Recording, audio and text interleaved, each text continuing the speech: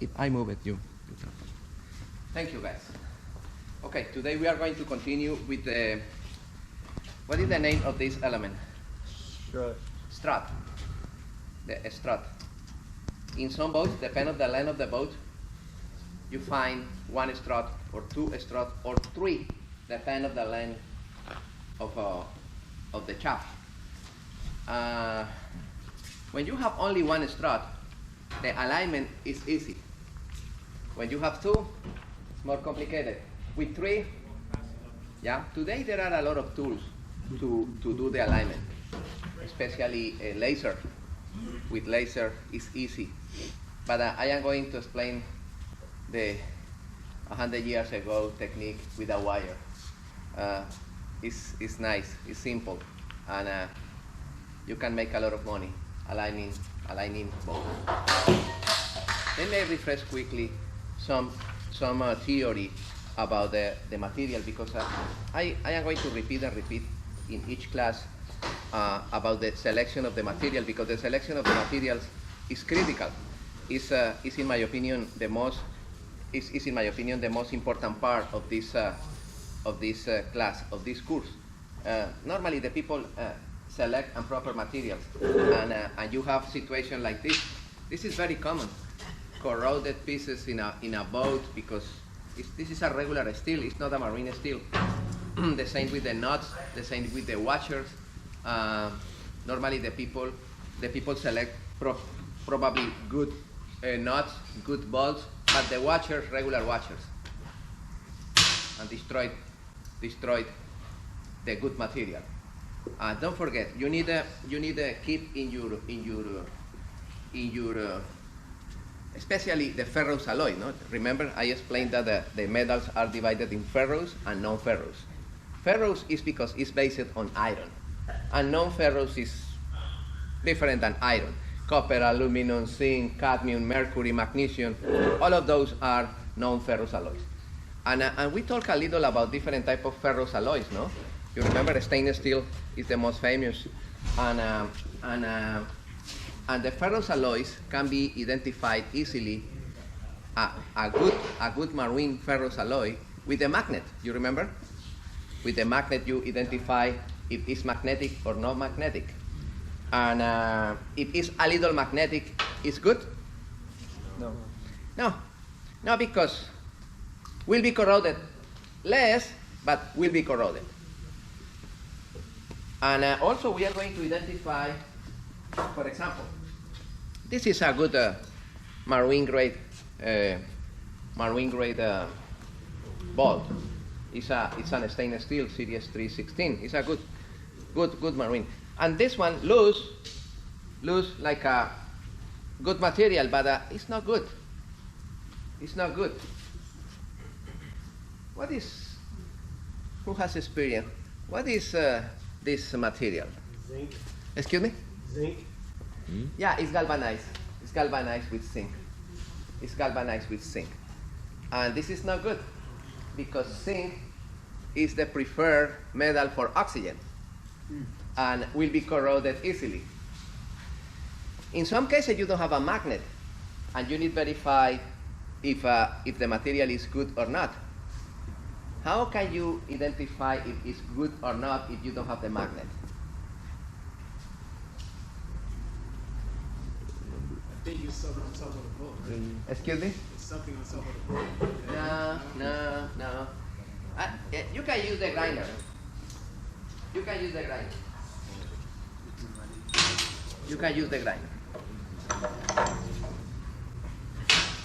Okay, what is a good symptom when you have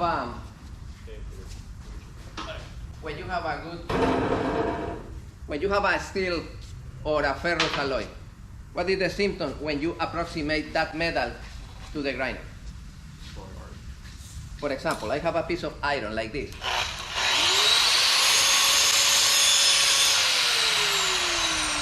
A lot of spark. Let me approximate a non-ferrous alloy. Non-spark. Copper, the same, no spark.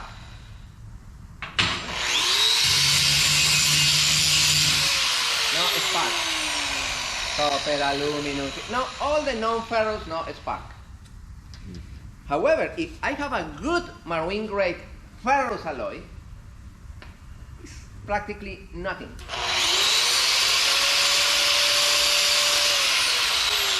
It's a good, of course, one spark suddenly, because it's iron based, no?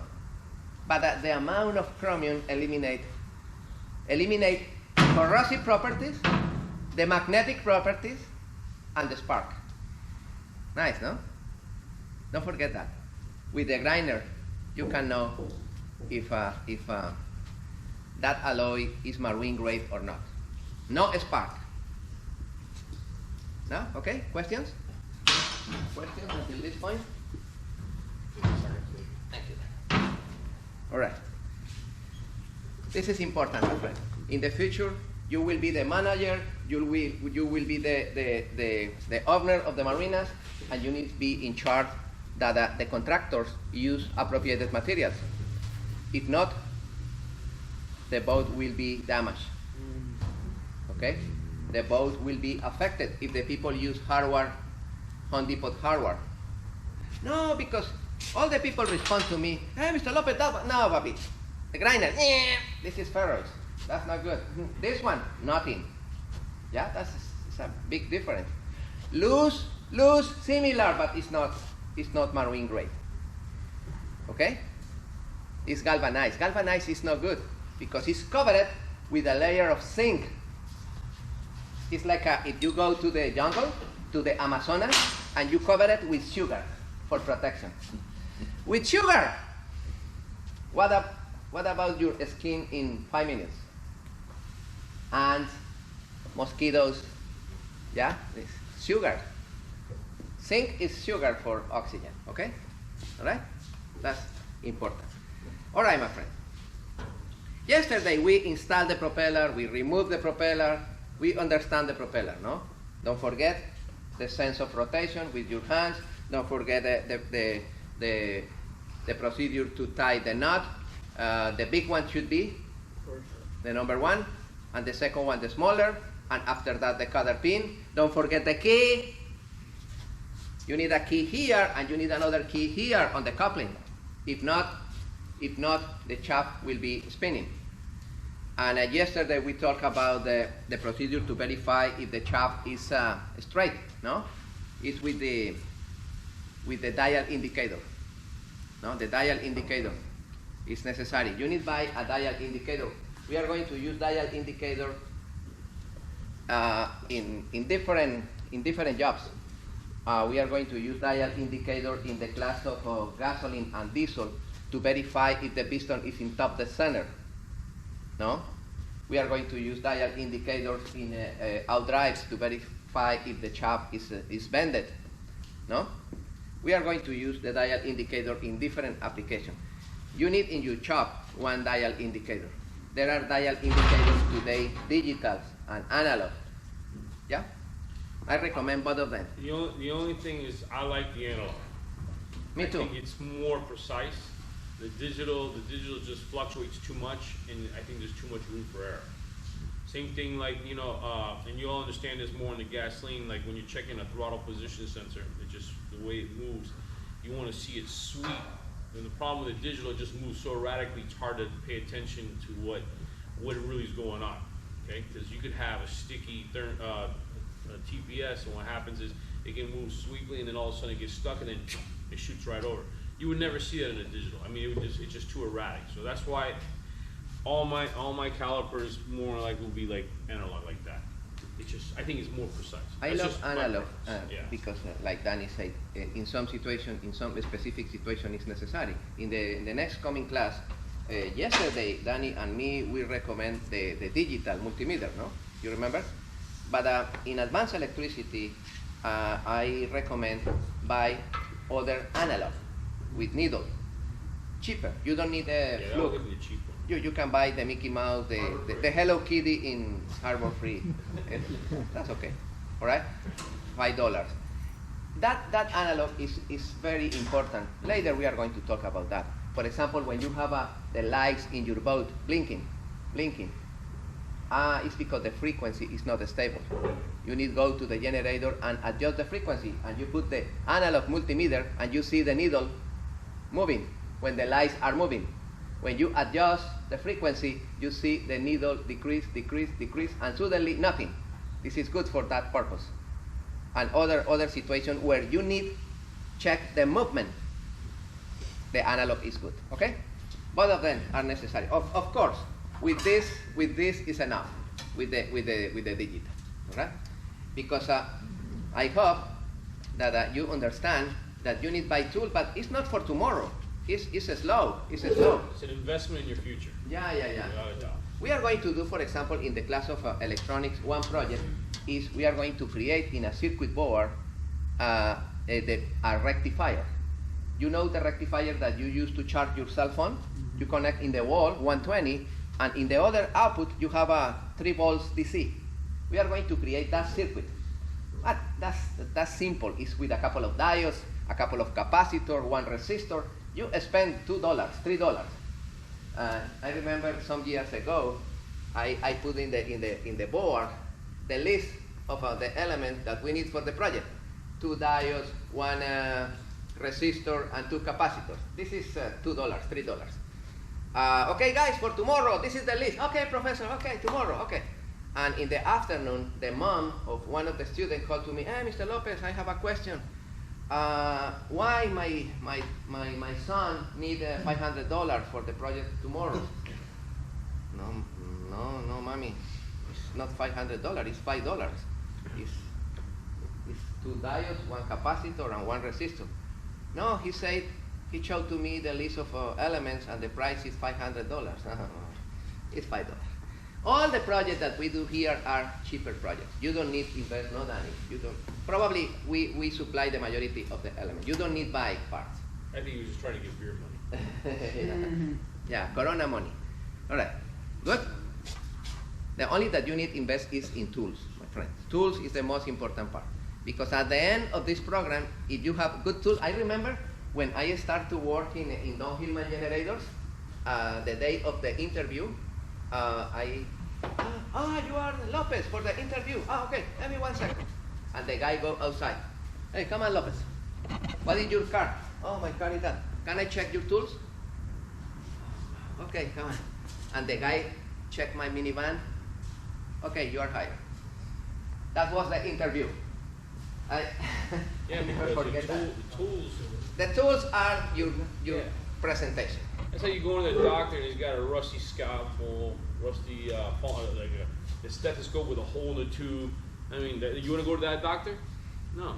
No. It's the same shit. We're both doctors. That's the only difference.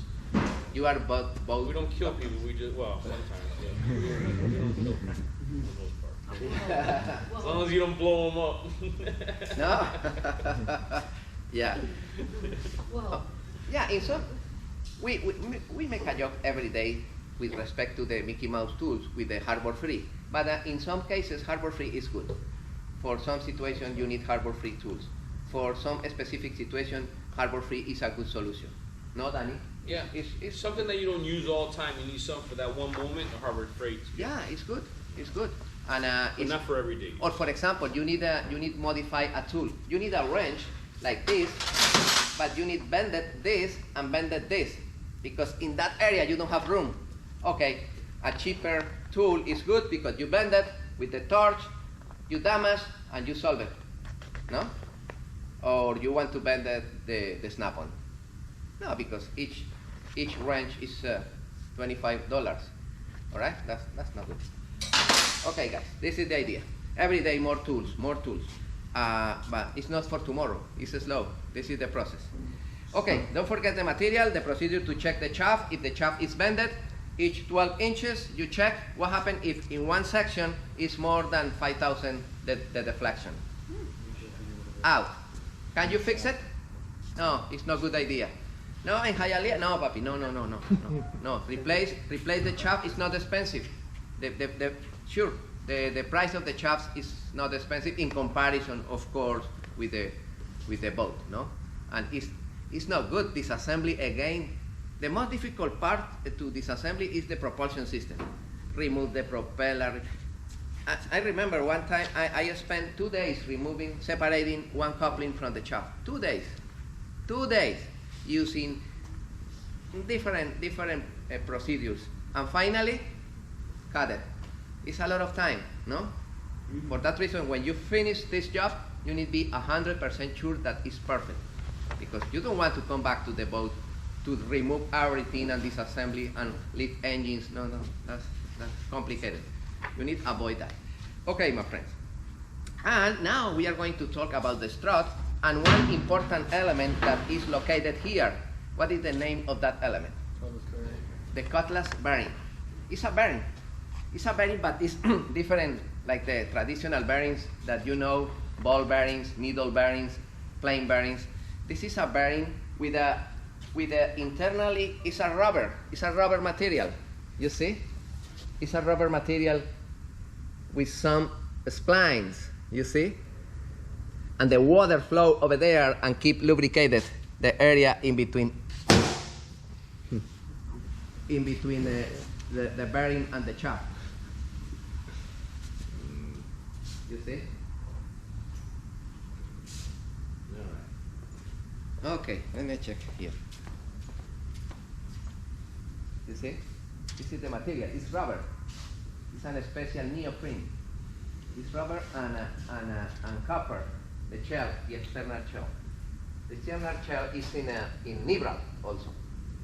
But is it possible that, like, say if it were to, like, say we were able to, like, take it out, right? Yeah. But what if it got damaged? Yeah. The enemy, no Danny, the enemy of those elements is the lines, the fishing lines. Fishing lines. Fishing lines. Or you hitting the sandbar. The sandbar, correct. You know, or like a bent shaft, because remember, just as important as the shaft coupler to the transmission, if it's not straight, it'll do this inside that and wear that coupler's bearing. For that reason, when the people lift the boat out of the water, the first step is try to check if you have Leverage. play. If you have play, you need to replace the bearings. What happens when you have play? What is the symptom? Vibration, no? Vibration, a lot of vibration. Yeah, vibration you feel. A lot of vibration, and suddenly the hull can be cracked for vibration. Yeah, the vibration is not good in a boat. It's catastrophic. Yeah. All right. In those cases, you need to replace the bearing. Let me explain something. Suppose that I have a strut like this with the bearing for 20 years over there. It's simple. Remove the. No, my friend. It rusted. It's hard. It's hard. Normally, the Cutlass bearing stay in place because there are a couple of set screws in both sides, no? Set screws. Yes. With Allen keys, you introduce the set screw to avoid that the bearing move it, no? The set screws. The set screws are in stainless steel marine grade, and those elements keep the bearing in the position. I am going to show a video with the procedure to remove the bearings with the shaft on place. You don't need to remove the shaft. With the shaft inside of the strut, you can replace the bearings. We are going to check the video quickly, and after that we are going to analyze the video.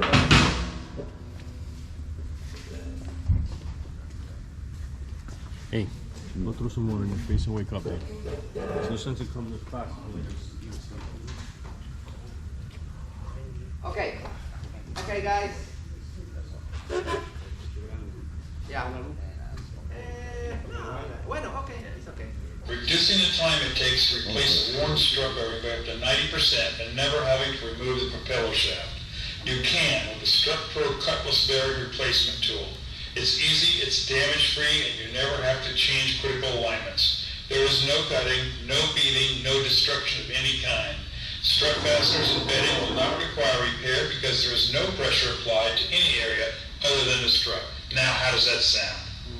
Let's look at the old way of replacing a Cutlass bearing. First, you remove the prop.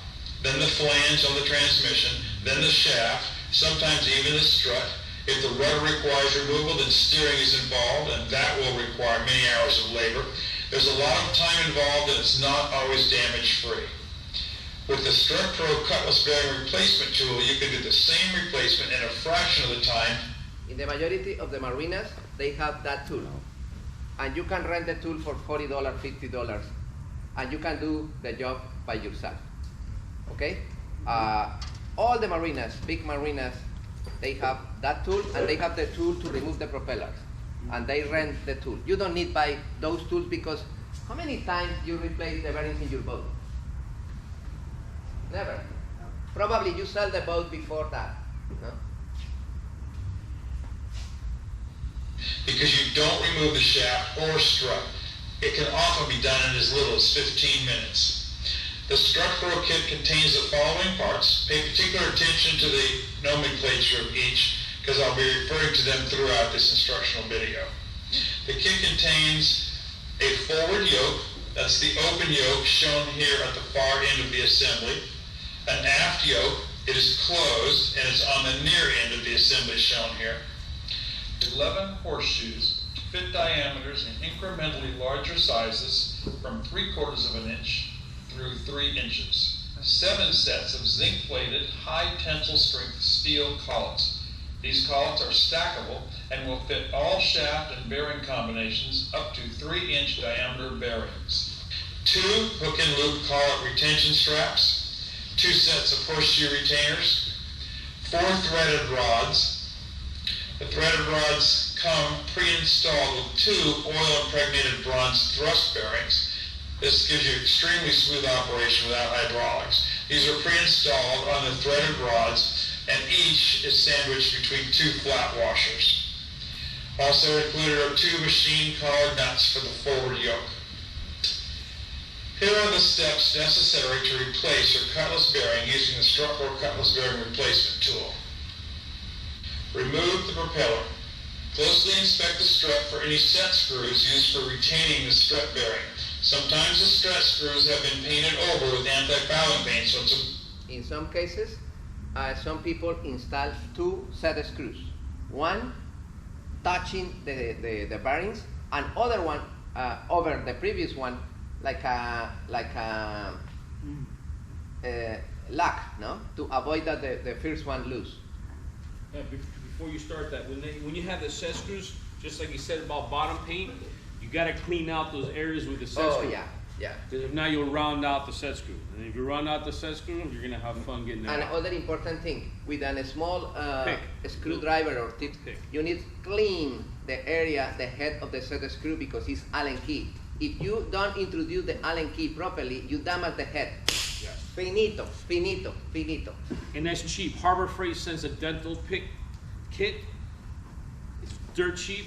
I use it all the time. Yeah. But I'm gonna bring some. I actually, when you guys get on the course, I actually use shift cables and I'll cut them and I'll make them into picks.